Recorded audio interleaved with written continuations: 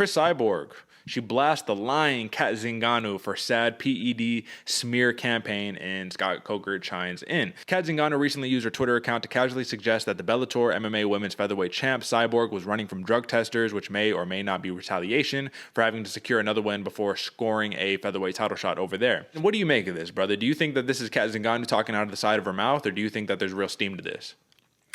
I think it's talking out the side of her mouth. I actually like this, Derek, and for the reason that it's bringing more attention to Bellator and to their fight. Sure, whether there's PEDs or not, I think it's a big issue, but that's not for us to decide. Yeah. That's for us to be entertained by, and that's exactly what I think Cat Zingano is doing with this one.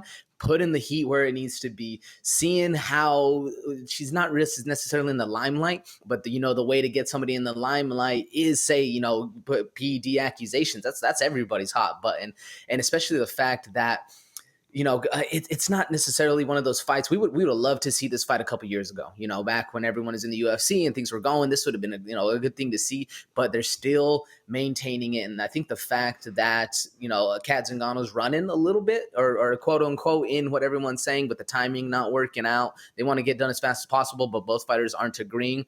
I think the fact that Cat Zingano is running a little bit from the fight, she needs to throw something, a little wrench in the cog to say, no, this isn't just me.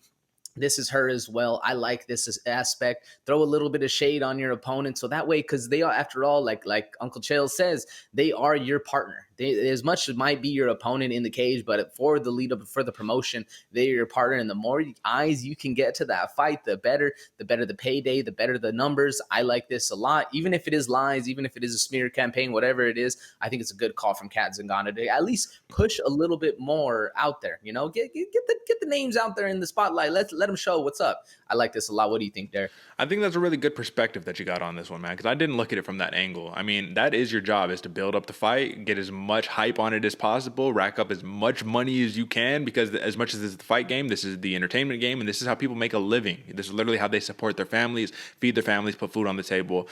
So it is interesting, and it sucks that it kind of has to be this way when you're like, how would you say, slandering somebody or tarnishing somebody's reputation. But in the fight game, I mean, everything kind of goes, which is as unfortunate as you're going to punch each other in the face, literally.